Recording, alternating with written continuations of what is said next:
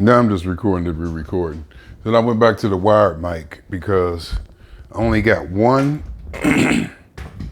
dongle for the wireless. So I guess I'm gonna leave the wireless hooked up to, I don't know, whether should I keep the wireless hooked up to I don't wanna have to change them. I don't wanna have to, go back and forth and change them. I'm gonna have a setup. It's a setup, you don't move it, you walk in and it's ready to work. So I might just leave this camera, use the wired one and from here and just shoot it like this. This ain't so bad. I might just use the wired one and shoot it like this. It felt weird doing the P-Funk critique. I might be in a good place and soft and just happy.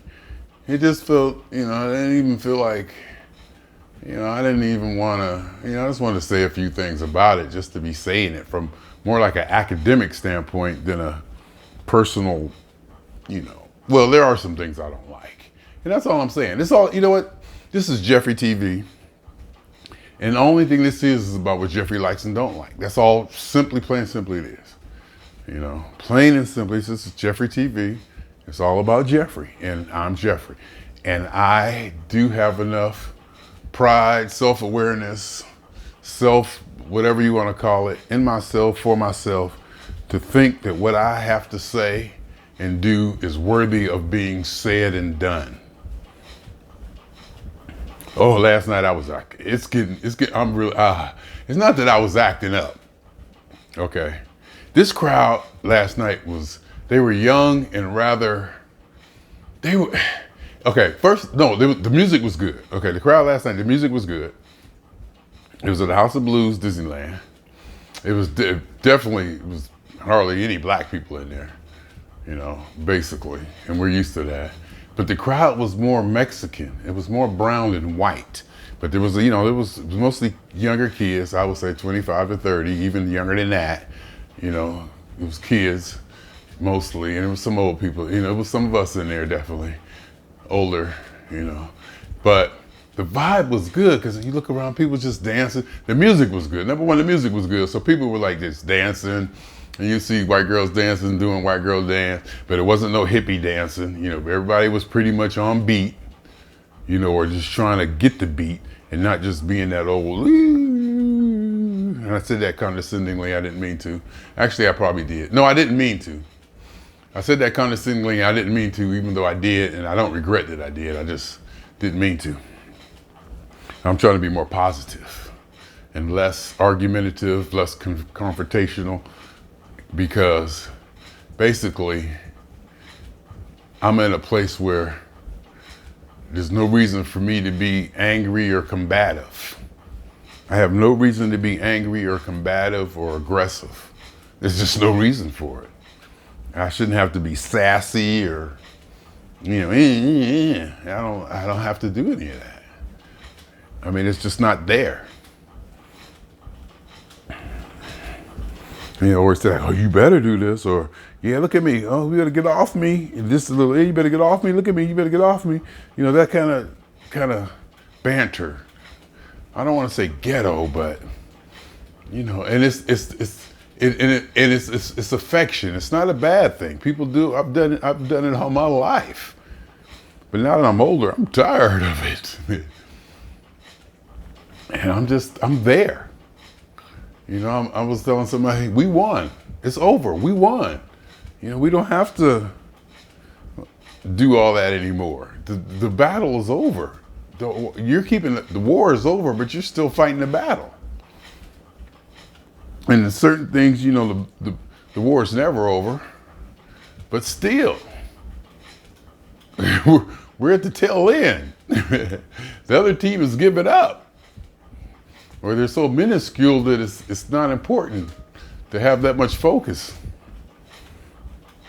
So it's just, why are we so argumentative and so combative and so, defensive? But it may or may not be dysfunctional. because I believe dysfunctional is relative, but it's probably not by definition. Dysfunctional probably means negative. If it's dysfunctional, that means negative. But maybe I'm saying that some things labeled as dysfunctional aren't then. Let's put it that way. Because there's some things in the cultures, the interaction of cultures that have been going on for generations or and are widespread that work. Or they get things done. Work, I don't know, they get things done. So that means they work. And are there better ways to do it? More manageable, more pleasant? There's always going to be that, whatever pleasant means. Right now I'm just talking about the style in which certain cultures talk to each other and just the banter between them, you know, in loving and affection way, you know, how we threaten each other, you know, especially within the family. Maybe it might just be within my family again. Because a couple of times now, there's a few times lately that I've realized that there's some stuff here that I've taken for granted that everybody does. And that might not be the case. There's certain things that I've taken for granted that I thought, oh, everybody does that. But no, everybody might not do that in my family. And it's like, we're the anomaly. So it may be just my family that's like that. Who knows? No, because of Medea. Medea is the classic example of that. Medea is the classic example of what I'm talking about. That whole energy between the people. That whole, that Medea. Who's that? What's his name? I can't even think of the guy's name. Who does Medea? Wow, he's famous too. I don't know who it is. But that's what I'm talking about. I'm trying to get away from that. Why? I'll be honest with you, because I'm above it. I'm above all of that. That's all that's behind me is past. I'm not fighting that battle. That war is over for me. Yeah, there's very few isms that I see that affect me, that I can recognize affected me, especially right now. Oh my God. If anything, I probably need more isms just to keep me honest and to keep me, you know, let me make sure I'm doing what I'm doing right. Hold on. Let me just go check something, okay? Can I do that? I think I'm gonna keep the wire on this one. And that way I can leave the dongle for the wireless on the OBI computer. That's the one I'm supposed to be doing most of the work on anyway. But I also want to hook it up so I can take it on my real phone, you know, the one I actually use every day. Oh, and I just put the mouse in my pocket. It keeps the cursor moving. My screen won't time out and I won't go to invalid status. And I just might just do it that way. And then when I come here and when I leave from here, usually I just wait till the last minute and gotta run. But I should be able to transfer the files from this phone that I'm recording on to where I really would need them to be to process them and do stuff. And I can do that without even moving I'm just trying to eliminate steps. Just trying to maximize the process for whatever reason, I don't know. I just enjoy doing it. So, what was I saying? Yeah, I'm just trying to, you know, I don't know. Let's talk about Jeffery. What could we talk about Jeffery about? The show was, last night during Funkateliki, I was ready. I was very close to tear up. It was so beautiful. In fact, I think I might do a post whenever I get off of this. I'm gonna sit down and do a typing post saying how good it was and how sharp the band was. It was just really, really good. It's a whole different thing now. It's just like a whole different thing now. And like I said, you can't please everybody all the time. So there's gonna be some people who are gonna miss the muck. They're gonna miss the Trulio Disgracious of it all. That's one thing I liked about Trulio. Same thing with Trulio Disgracious. They got songs now, and I don't like them. They got songs now, and I don't like them. I like it when they just know where to say, "Hey, Let's make up something. Jack or Lonnie, making that. Give me something. You know, no, Norbert is more like, yeah, you know, he had more of a gravelly voice. But then they just take off from there. But one time I think they did something. They used Dr. Funkenstein bass line. Oh, I went off. He was the do do do do do. It was the Harvelles, I remember, Santa Monica. And they started off, they used the bass line, and they T-Rex did some raps to it, and Django was there, you know, Hawaiian Line and all that over the top, so, and the guitars, and you know, I think it was Jack Keller. Is it Jack Keller on the bass? I get Jack Keller, Roland Banks, and all them mixed up. And yes, they're all Caucasian males. But one has a lot of tattoos. Okay. But Trulio, I mean, all the bands here, you know, LA Maggers, P-Funk, Trulio, Lodgedelic. I guess we gotta count, did we count Lodgedelic in that? No, we don't.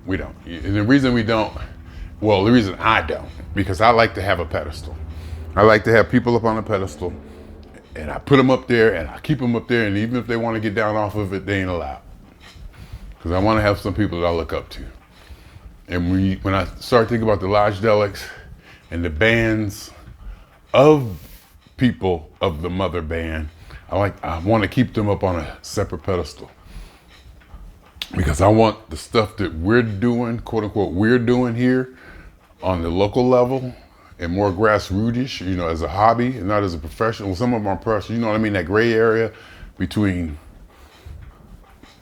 you know, this is what you do for a living and this is what you do for fun, regardless of how good or you don't do it. But I was talking to J.I. Dixon, same thing. He's a producer, doing stuff, got stuff coming out. And he worked with some of the P-Funkies and stuff. He's supposed to have some stuff coming out that's gonna be good. You know, I consider that different. But when you think about the Lodgedelics and stuff, I like to hold that to a higher level, like the 420 Funk Mobs, Lodgedelic.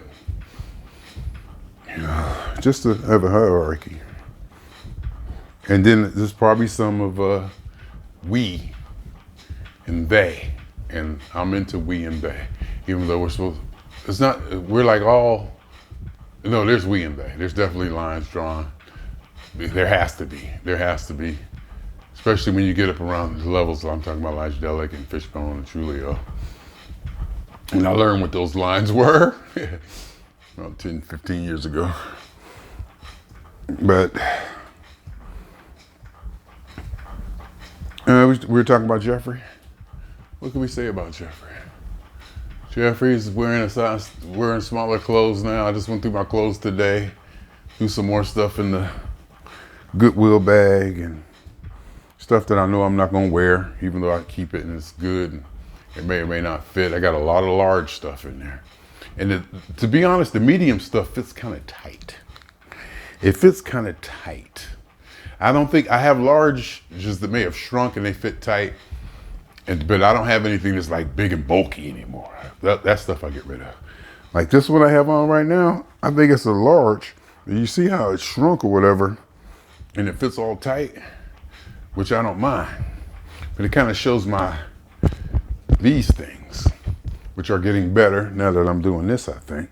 Now that I'm doing the exerciser, I'm getting more arm exercise, and I definitely see more up in here. I definitely see more up in there. You know, I'm getting like a little shape almost, like something that I've always looked to, that I've seen in magazines and other men having, that would catch my eye and go, oh, that's a good look, I think, you know. And then my shoulder isn't hurting as much anymore. I was able to ride in the car and not have my shoulder start hurting. It was at a point where I couldn't even sit up in the car. I couldn't like sit in a certain way in the car. I would have to do stuff just to get by, and it would be like painful. Not painful, but aching for like an hour when I would ride up to my mother's. It didn't do that yesterday. It's like my plantar fasciitis is still there, but it's not as bad in the morning. And I'm wearing shoes with like a over-the-counter CVS infant thing. Oops, yeah, I gotta go.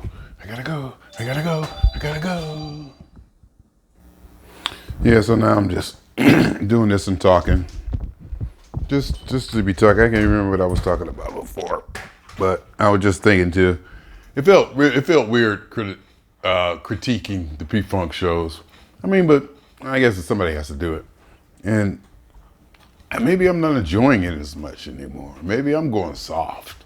I'm probably getting soft to where everything is just, I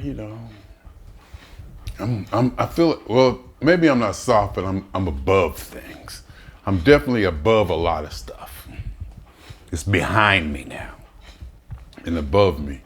So I don't, but P-Funk, okay, because I'm going to see P-Funk tomorrow. Well, as much as I go see him, I should be, quote unquote, allowed to do whatever I want. I mean, I go see him enough.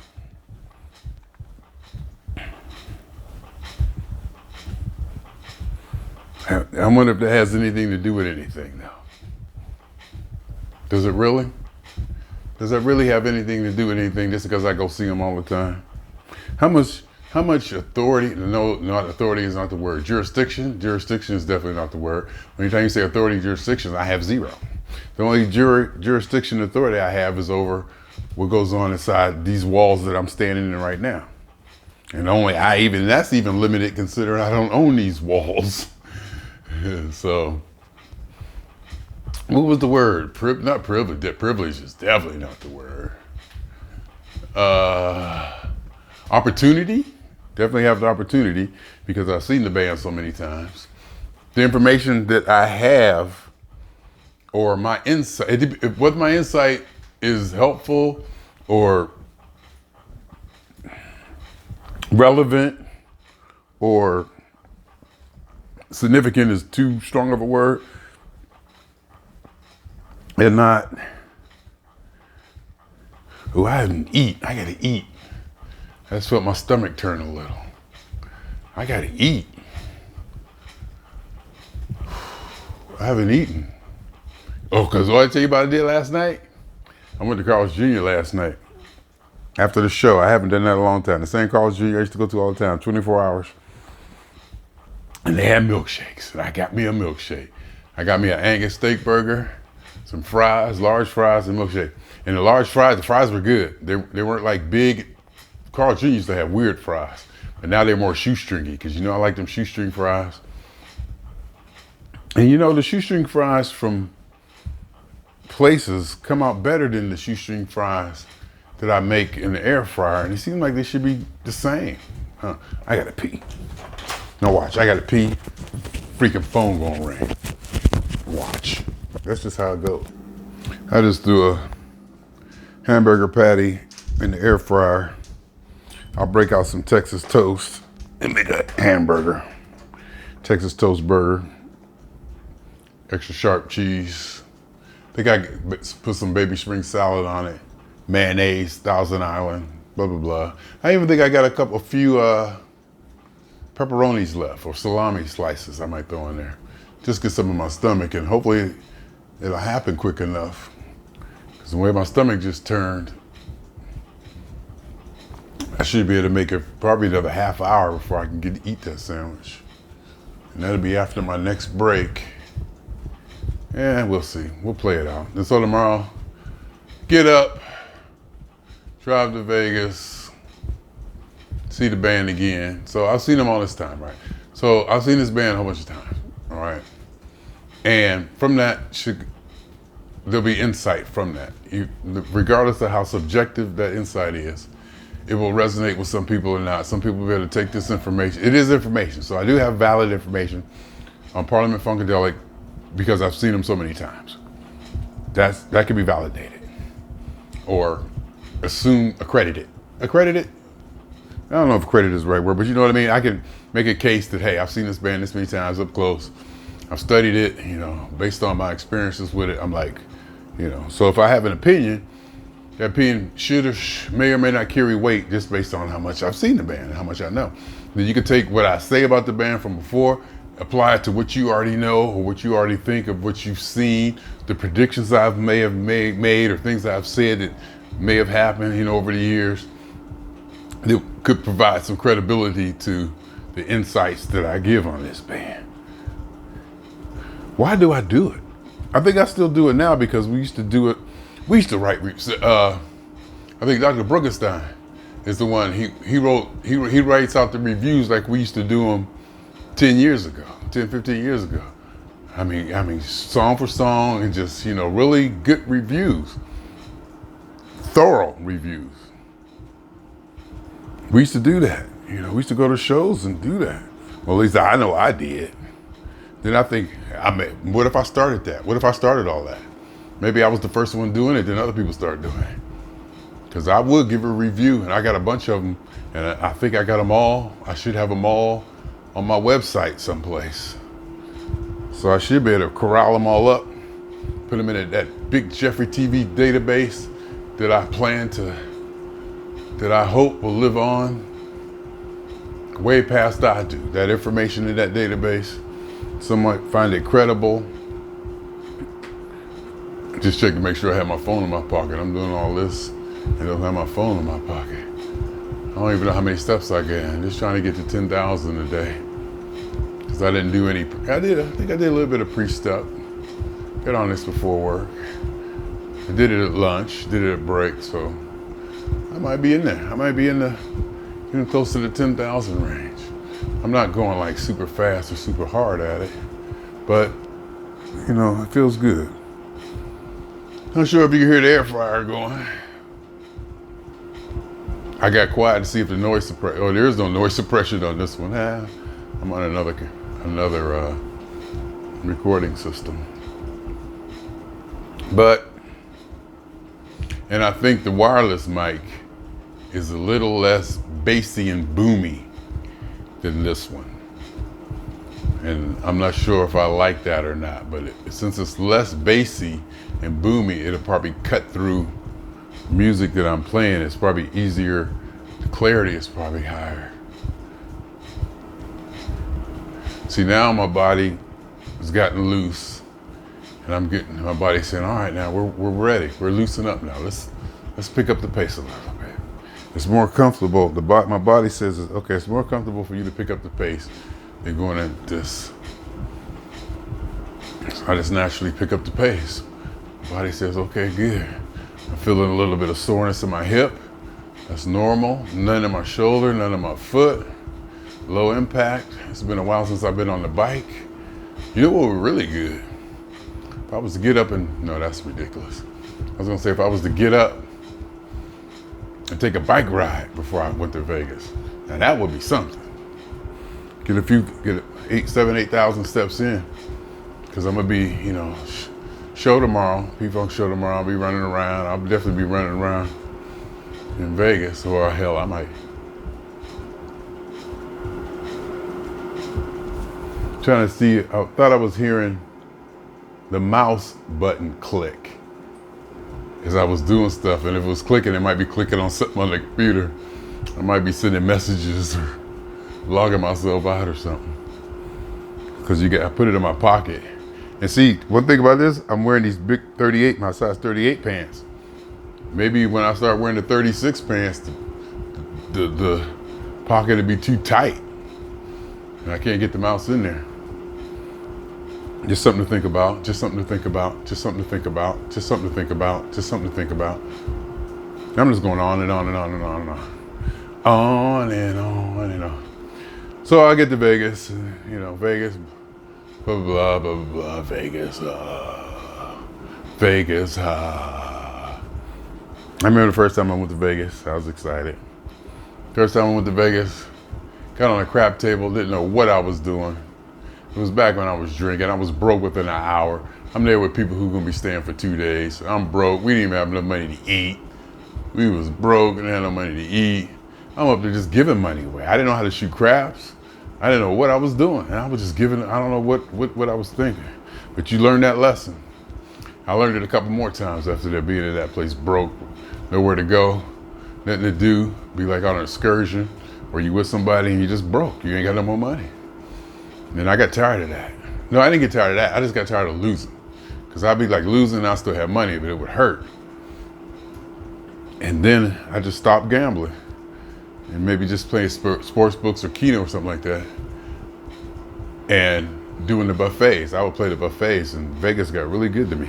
And going to the shows and walking up the strip and looking at people doing stuff like that. Every now and then I sit down at the blackjack table just to get the feel of it and see what's going on. And, you know, I win a few nickels. Nickels, I mean $5 chips, you know, and it'll go up, but it's nothing significant. Nothing. It's almost like if we ain't talking hundreds of dollars and I'm not going to be betting hundreds of dollars, then it don't matter. So, and I need to clean out my air fryer. It's going to start smoking in a little bit.